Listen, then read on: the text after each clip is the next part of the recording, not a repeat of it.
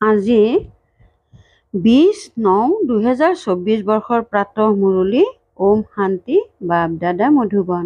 আজি বাবাই কৈছে, মৰমৰ সন্তানসকল, তোমালোক পিতাৰ সমান ঈশ্বৰৰ সহায়কাৰী হ'ব লাগে। সংগমত পিতা তোমালোকৰ সন্তানসকলৰ সেৱা কৰিবলৈ আহে। প্ৰশ্ন: এই পুৰুষোত্তম সংগম যুগেই সকলোতকৈ সুন্দৰ আৰু কল্যাণকাৰী কেনেকৈ? উত্তৰ: এই সময়তে তোমালোক সন্তানসকল স্ত্ৰী আৰু পুৰুষ উভয়েই উত্তম হোৱা। এই সংগম যুগ হয়েই কলি যুগৰ অন্ত আৰু সত্য যুগৰ আদিৰ মাজৰ সময়। এই সময়তে পিতাই তোমালোক সন্তানসকলৰ কাৰণে ঈশ্বৰীয় বিশ্ববিদ্যালয় স্থাপনা কৰে, য'ত তোমালোক মনুষ্যৰ পৰা দেৱতা হোৱা। এনেকুৱা বিশ্ববিদ্যালয় গোটেই কল্পত কেতিয়াও নাথাকে। এই সময়তে সকলোৰে সদ্গতি হয়। ওম শান্তি। আত্মিক পিতাই বহি আত্মিক সন্তানসকলক বুজায়, ইয়াত বহি বহি তোমালোকে প্ৰথমে পিতাক স্মৰণ কৰা, কিয়নো তেওঁ হৈছে পতিত পাৱন। তোমালোকৰ লক্ষ্য হৈছে তেওঁক স্মৰণ কৰি পাৱন আৰু সতোপ্ৰধান হোৱা। সতো অৱস্থা প্ৰাপ্ত কৰাটোৱেই তোমালোকৰ লক্ষ্য নহয়, সতোপ্ৰধান হ'ব লাগে। সেয়েহে পিতাকো নিশ্চয় স্মৰণ কৰিব লাগে, আকৌ মৰমৰ ঘৰকো স্মৰণ কৰিব লাগে, কিয়নো তালৈ যাব লাগে, তাৰ পাছত আকৌ ধন সম্পত্তিও লাগে। সেয়েহে নিজৰ স্বৰ্গধামকো স্মৰণ কৰিব লাগে, কিয়নো এয়া হৈছে প্ৰাপ্তি। সন্তানসকলে জানে আমি পিতাৰ সন্তান হৈছোঁ। যথাযথ পিতাৰ পৰা শিক্ষা গ্ৰহণ কৰি পুৰুষাৰ্থৰ ক্ৰম অনুসৰি আমি স্বৰ্গলৈ যাম। বাকী যি জীৱ আত্মা আছে, সেই সকলোবোৰ শান্তিধামলৈ গুচি যাব। ঘৰলৈতো নিশ্চয় যাব লাগে। সন্তানসকলে এইটো গম পালে এতিয়া হৈছে ৰাৱণ ৰাজ্য। ইয়াৰ তুলনাত সত্যযুগক আকৌ নাম দিয়া হয় ৰাম ৰাজ্য। দুটা কলা কম হৈ যায়, তাক সূৰ্যবংশ, ইয়াক চন্দ্ৰবংশ বুলি কোৱা হয়। যেনেকৈ খ্ৰীষ্টানসকলৰ বংশ এটাই চলে, তেনেকৈ এয়াও এটাই বংশ, কিন্তু তাত সূৰ্যবংশী আৰু চন্দ্ৰবংশী আছে। এই কথাবোৰ কোনো শাস্ত্ৰতেই নাই। পিতাই বহি বুজায়, যাক জ্ঞান অথবা নলেজ বুলি কোৱা হয়। স্বৰ্গ স্থাপনা হৈ যোৱাৰ পাছত জ্ঞানৰ দৰকাৰ নাথাকে। এই জ্ঞান সন্তানসকলক পুৰুষোত্তম সংগম যুগতহে শিকোৱা হয়। তোমালোকৰ সেৱা কেন্দ্ৰত বা সংগ্ৰহালয়ত বহুত ডাঙৰ ডাঙৰ আখৰেৰে নিশ্চয় লিখি থব লাগে যে, ভাতৃ ভগ্নীসকল, এয়া হৈছে পুৰুষোত্তম সংগম যুগ, যিটো এবাৰেই আহে। পুৰুষোত্তম সংগম যুগৰ অৰ্থও বুজি নাপায়, গতিকে এইটোও লিখিব লাগে, কলি যুগৰ অন্ত আৰু সত্য যুগৰ আদিৰ সংগম। গতিকে সংগম যুগ সকলোতকৈ সুন্দৰ, কল্যাণকাৰী হৈ যায়। পিতাই কয়, মই পুৰুষোত্তম সংগম যুগতেই আহোঁ, সেয়েহে সংগম যুগৰ অৰ্থও বুজাইছে। বেশ্যালয়ৰ অন্ত, শিৱালয়ৰ আৰম্ভণি, ইয়াকেই কোৱা হয় পুৰুষোত্তম সংগম যুগ। ইয়াত সকলো বিকাৰী, তাত সকলো নিৰ্বিকাৰী। গতিকে নিশ্চয় উত্তম বুলি নিৰ্বিকাৰকে কোৱা হয়, নহয় জানো? পিতাই পুৰুষ আৰু স্ত্ৰী দুয়ো উত্তম কৰে, সেইকাৰণে নামেই হৈছে পুৰুষোত্তম। এই কথাবোৰ পিতা আৰু তোমালোক সন্তানসকলৰ বাহিৰে অন্য কোনেও নাজানে যে এয়া সংগম যুগ। কাৰো খেয়ালতো নাহে যে পুৰুষোত্তম সংগম যুগ কেতিয়া হয়। এতিয়া পিতাৰ আগমন হৈছে, তেওঁ হৈছে মনুষ্য সৃষ্টিৰ বীজ ৰূপ। তেওঁৰেই ইমান মহিমা। তেওঁ হৈছে জ্ঞানৰ সাগৰ, আনন্দৰ সাগৰ, পতিত পাৱন, জ্ঞানেৰে সদ্গতি কৰে। এনেকৈ তোমালোকে কেতিয়াও নোকোৱা যে ভক্তিৰ সদ্গতি হয়। জ্ঞানেৰে সদ্গতি হয় আৰু সদ্গতি হয়েই সত্য যুগত। তেন্তে নিশ্চয় কলি যুগৰ অন্ত আৰু সত্য যুগৰ আদিৰ সংগমত আহিব। কিমান স্পষ্টকৈ পিতাই বুজায়। নতুনো আহে, হুবহু যেনেকৈ কল্পই কল্পই আহি থাকে। ৰাজধানী এনেকৈয়ে স্থাপনা হ'ব।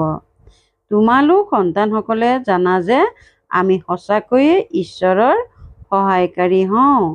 এজনক জানো পঢ়াব, এজনে পঢ়ে, আকৌ তেওঁৰ দ্বাৰা তোমালোকে পঢ়ি আনকো পঢ়োৱা। সেইকাৰণে ইয়াত এয়া ডাঙৰ বিশ্ববিদ্যালয় প্ৰতিষ্ঠা কৰিবলগীয়া হয়। গোটেই জগতত অন্য কোনো বিশ্ববিদ্যালয় নায়েই। জগতত কোনেও এইটো নাজানে যে ঈশ্বৰীয় বিশ্ববিদ্যালয়ো আছে। এতিয়া তোমালোক সন্তানসকলে জানা যে গীতাৰ ভগৱান শিৱ আহি এই বিশ্ববিদ্যালয় প্ৰতিষ্ঠা কৰে, নতুন সৃষ্টিৰ মালিক দেৱী দেৱতা কৰি তোলে। এই সময়ত আত্মা যি তমোপ্ৰধান হৈ গৈছে, পুনৰ সেই আত্মাসকলেই সতোপ্ৰধান হ'ব লাগে। এই সময়ত সকলো তমোপ্ৰধান নহয় জানো? যদিও কোনোবা কুমাৰো পবিত্ৰ হৈ থাকে, কুমাৰীও পবিত্ৰ হৈ থাকে, সন্ন্যাসীও পবিত্ৰ হৈ থাকে, কিন্তু আজিকালি সেই পবিত্ৰতা নাই। প্ৰথমে যেতিয়া আত্মা আহে তেতিয়া পবিত্ৰ হৈ থাকে, পাছত অপবিত্ৰ হৈ যায়। কিয়নো তোমালোকে জানা সতোপ্ৰধান, সতো, ৰজো, তমো অৱস্থাৰ মাজেৰে সকলোৱে পাৰ কৰিব লাগে। অন্তত সকলো তমোপ্ৰধান হৈ যায়। এতিয়া পিতাই সন্মুখত বহি বুজায়, এই বৃক্ষজোপাৰ তমোপ্ৰধান জৰ্জৰিত অৱস্থা হৈ গ'ল, পুৰণি হৈ গ'ল, সেয়েহে নিশ্চয় ইয়াৰ বিনাশ হোৱা উচিত। এয়া হৈছে বিভিন্ন ধৰ্মৰ বৃক্ষ, সেইকাৰণে কয় বিৰাট লীলা। কিমান বৃহৎ বেহদৰ বৃক্ষ! সেয়াতো জৰ বৃক্ষ, যি বীজ ৰোপণ কৰা হয় সেই বৃক্ষই ওলায়। এয়া আকৌ হৈছে বিভিন্ন ধৰ্মৰ বিচিত্ৰ চিত্ৰ। সকলো মনুষ্যই হয়, কিন্তু তাত ভিন্নতা বহুত আছে। সেইকাৰণে বিৰাট লীলা বুলি কোৱা হয়। সকলো ধৰ্ম কেনেকৈ ক্ৰমান্বয়ে আহে, এয়াও তোমালোকে জানা। সকলোৱে যাব লাগে, পুনৰ আহিব লাগে। এই ড্ৰামাখন ৰচি থোৱা আছে।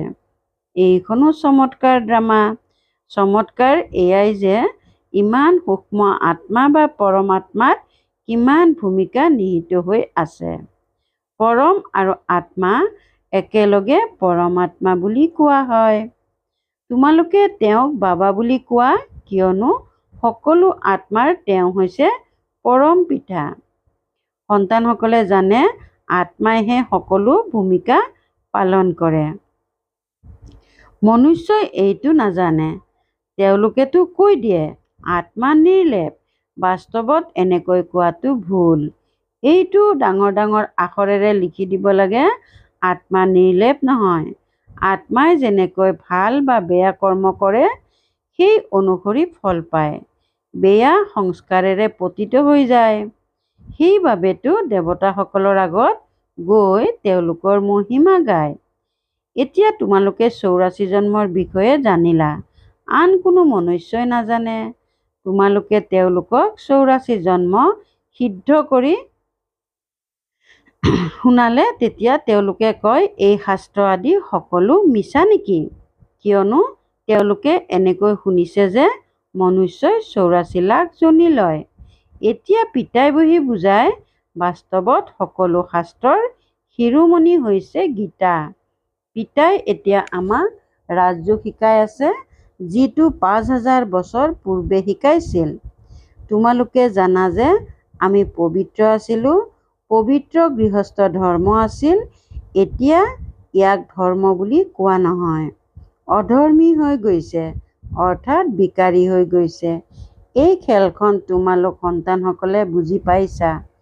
এয়া হৈছে বেহদৰ ড্ৰামা, যিখন প্ৰত্যেক 5000 বছৰৰ পাছত পুনৰাবৃত্তি হৈ থাকে।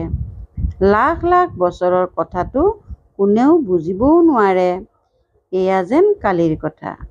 তোমালোক শিৱালয়ত আছিলা, আজি বেশ্যালয়ত আছা, আকৌ কালিলৈ শিৱালয়ত থাকিবা। সত্যযুগক কোৱা হয় শিৱালয়, ত্ৰেতাক কোৱা হয় অৰ্ধ। ইমান বছৰ তাত থাকিবা, পূৰ্বজন্মতো আহিবই লাগে। ইয়াক কোৱা হয় ৰাৱণৰ ৰাজ্য। তোমালোক আধা কল্প পতিত হ'লা।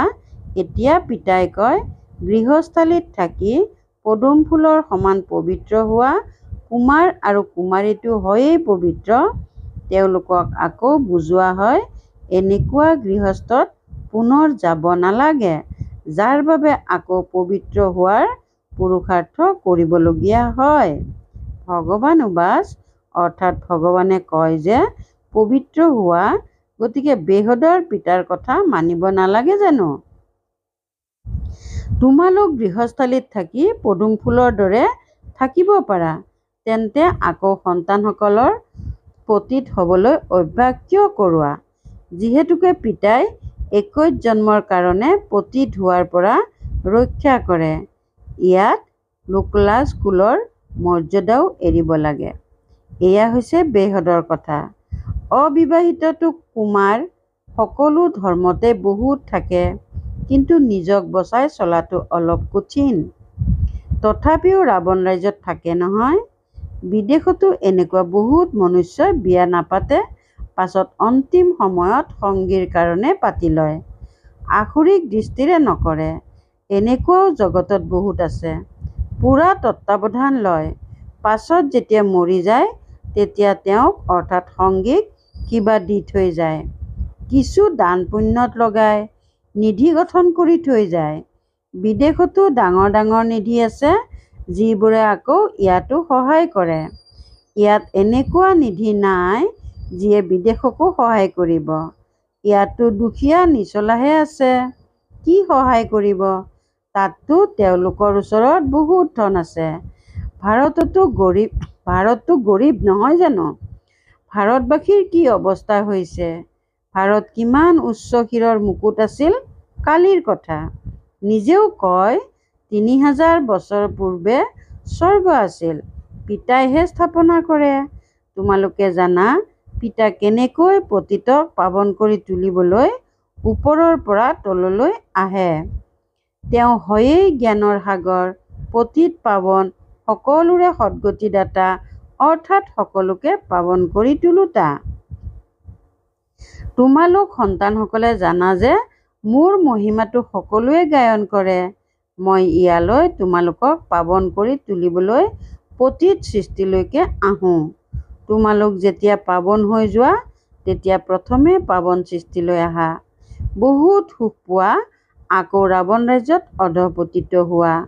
যদিও গায়ন কৰে যে পৰম পিতা পৰমাত্মা জ্ঞানৰ সাগৰ, শান্তিৰ সাগৰ, পতিত পাৱন, কিন্তু পাৱন কৰি তুলিবলৈ কেতিয়া আহিব সেইটো কোনেও নাজানে। পিতাই কয়, তোমালোকে মোৰ মহিমা কৰা নহয়। এতিয়া মই আহিছোঁ, তোমালোকক নিজৰ পৰিচয় দি আছোঁ। মই প্ৰত্যেক 5000 বছৰ পাছত এই পুৰুষোত্তম সংগম যুগত আহোঁ। কেনেকৈ আহোঁ সেয়াও বুজাওঁ। চিত্ৰও আছে। ব্ৰহ্মা কোনো সূক্ষ্ম লোকত নাথাকে। ব্ৰহ্মা ইয়াতেই আছে আৰু ব্ৰাহ্মণো ইয়াতেই আছে, যাক গ্ৰেট গ্ৰেট গ্ৰেণ্ডফাদাৰ বুলি কোৱা হয়, যাৰ পাছত বংশাৱলী হয়। মনুষ্য সৃষ্টিৰ বংশাৱলীটো প্ৰজাপিতা ব্ৰহ্মাৰ পৰাই আৰম্ভ হ'ব নহয়। প্ৰজাপিতা আছে যেতিয়া নিশ্চয় তেওঁৰ প্ৰজাও থাকিব। কোক বংশাৱলীটো হ'ব নোৱাৰে, নিশ্চয় তুলনীয়া হ'ব। গ্ৰেট গ্ৰেট গ্ৰেণ্ডফাদাৰ আছে যেতিয়া নিশ্চয় তুলি ল'ব। তোমালোক সকলো তুলনীয়া সন্তান। এতিয়া তোমালোক ব্ৰাহ্মণ হৈছা, আকৌ তোমালোক দেৱতা হ'ব লাগে। শূদ্ৰৰ পৰা ব্ৰাহ্মণ, আকৌ ব্ৰাহ্মণৰ পৰা দেৱতা। এয়া হৈছে লুটি বাগৰ মৰা খেল। বিৰাট ৰূপৰো চিত্ৰ আছে নহয়। তাৰ পৰা সকলো ইয়ালৈ নিশ্চয় আহিব লাগে। যেতিয়া সকলো আহি যায়, তেতিয়া আকৌ ৰচয়িতাও লাগে। তেওঁ হৈছে ৰচয়িতা, নিৰ্দেশক, ভূমিকাও পালন কৰে। পিতাই কয়, হে আত্মাসকল, তোমালোকে মোক জানা। তোমালোক আত্মাসকল সকলো মোৰ সন্তান হোৱা নহয়। তোমালোকে প্ৰথমে সত্যযুগত শৰীৰধাৰী হৈ কিমান উত্তম সুখৰ ভূমিকা পালন কৰিলা, আকৌ 84 জন্মৰ পাছত কিমান দুখত আহি গ'লা। ড্ৰামাৰ ৰচয়িতা, নিৰ্দেশক, প্ৰযোজক নাথাকে জানো?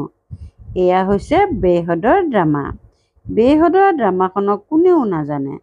ভক্তিমাৰ্গত এনেকুৱা কথা ৰচি দিয়ে যে মনুষ্যৰ বুদ্ধিত সেয়াই বহি গৈছে।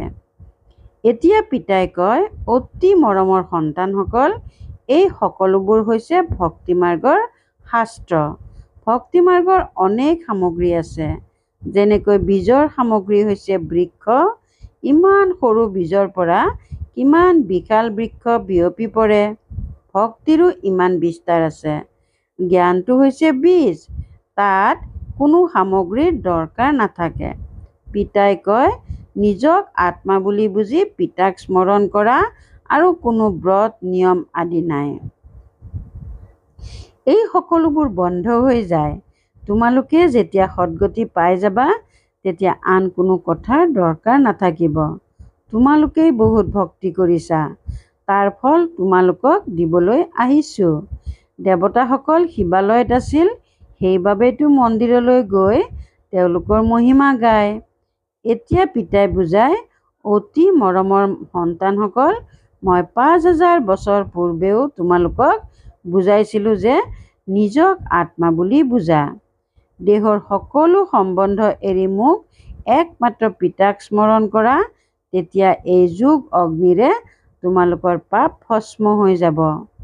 পিতাই এতিয়া যি বুজায় সেয়া কল্পই কল্পই বুজাই আহিছে। গীতাতো কোনো কোনো শব্দ ভালকৈ আছে। মন মনা ভৱ অৰ্থাৎ মোক স্মৰণ কৰা। শিৱ বাবাই কয়, মই ইয়ালৈ আহিছোঁ, কাৰ শৰীৰত আহোঁ সেয়াও শুনাওঁ। ব্ৰহ্মাৰ দ্বাৰা সকলো বেদ শাস্ত্ৰৰ সাৰ তোমালোকক শুনাওঁ। চিত্ৰও দেখুওৱা হয়, কিন্তু অৰ্থ বুজি নাপায়। এতিয়া তোমালোকে বুজি পোৱা শিৱ বাবা কেনেকৈ ব্ৰহ্মাৰ শৰীৰৰ দ্বাৰা সকলো শাস্ত্ৰ আদিৰ সাৰ শুনায়। ৮৪ জন্মৰ ড্ৰামাৰ ৰহস্যও তোমালোকক বুজায়। এওঁৰে বহুত জন্মৰ অন্তিম জন্মত আহোঁ। এওঁৱেই আকৌ ১ নম্বৰত ৰাজকুমাৰ হয়, আকৌ ৮৪ জন্মত আহে। ভাল বাৰু, অতি মৰমৰ কল্পৰ পাছত পুনৰাই মিলিত হোৱা সন্তানসকলৰ প্ৰতি মাতা পিতা বাপ দাদাৰ স্নেহপূৰ্ণ স্মৰণ আৰু সুপ্ৰভাত। আত্মিক পিতাৰ আত্মিক সন্তানসকলক নমস্কাৰ। ধাৰণাৰ বাবে মুখ্য সাৰ ১ নম্বৰ। এই ৰাৱণ ৰাজ্যত থাকি পতিত ল'-ক্লাছ কুলৰ মৰ্যাদা এৰি বৃহদৰ পিতাৰ কথা মানিব লাগে। গৃহস্থালীত পদুম ফুলৰ সমান হৈ থাকিব লাগে। ২ নম্বৰ, এই বিচিত্ৰ বিৰাট লীলা ভালদৰে বুজিব লাগে। ইয়াত ভূমিকা পালন কৰোঁতা আত্মা নিৰ্লেপ নহয়, ভাল বেয়া কৰ্ম কৰে আৰু তাৰ ফল পায়। এইটো ৰহস্য বুজি শ্ৰেষ্ঠ কৰ্ম কৰিব লাগে। বৰদান, পিতাৰ সংস্কাৰক নিজৰ প্ৰকৃতি সংস্কাৰ কৰি লওঁতা শুভ ভাৱনা শুভ কামনাধাৰী হোৱা। পিতাৰ সংস্কাৰক নিজৰ প্ৰকৃত সংস্কাৰ কৰি লওঁতা শুভ ভাৱনা শুভ কামনাধাৰী হোৱা। এতিয়ালৈকে বহুত সন্তানৰ আৱেগ প্ৰৱণতাত আহাৰ কাষৰীয়া কৰাৰ, পৰচিন্তন কৰাৰ বা শুনাৰ ভিন্ন ভিন্ন সংস্কাৰ আছে। যাক কৈ দিয়ে যে কি কৰোঁ, এয়া মোৰ সংস্কাৰ। এই মোৰ শব্দটিয়েই পুৰুষাৰ্থত ঢিলা কৰি দিয়ে। এয়া ৰাৱণৰ বস্তু, মোৰ নহয়। কিন্তু যি পিতাৰ সংস্কাৰ, সেয়াই ব্ৰাহ্মণৰ প্ৰকৃত সংস্কাৰ। সেই সংস্কাৰ হৈছে বিশ্ব কল্যাণকাৰী শুভ চিন্তনধাৰী, সকলোৰে প্ৰতি শুভ ভাৱনা শুভ কামনাধাৰী। শ্লোগান, যাৰ সামৰ্থ্য আছে তেওঁৱেই সৰ্বশক্তিৰ সম্পদৰ অধিকাৰী হয়। যাৰ সামৰ্থ্য আছে তেওঁৱেই সৰ্বশক্তিৰ সম্পদৰ অধিকাৰী হয়। ওম শান্তি। ইচ্ছামাত্ৰম অবিদ্যা স্থিতিৰ অনুভৱ কৰিবলৈ আৰু কৰাবলৈ আজিৰ অব্যক্ত সংকেত। কেতিয়াও মাগোতা নহবা। যিকোনো প্ৰকাৰৰ মাগোতাই নিজক তৃপ্ত আত্মা অনুভৱ নকৰিব। মহাদানীয়ে ভিক্ষাৰীৰ পৰা এটা নয়া পইচা লোৱাৰ ইচ্ছা ৰাখিব নোৱাৰে। এওঁ সলনি হওক বা এওঁ কৰক বা এওঁ কিছু সহযোগ দিয়ক, খোজ আগবঢ়াওক, এনেকুৱা কি সংকল্প বা এনেকুৱা সহযোগৰ ভাৱনাৰ পৰৰ বশৱৰ্তী শক্তিহীন ভিক্ষাৰী আত্মাৰ প্ৰতি ৰাখিব পাৰা। ওম শান্তি।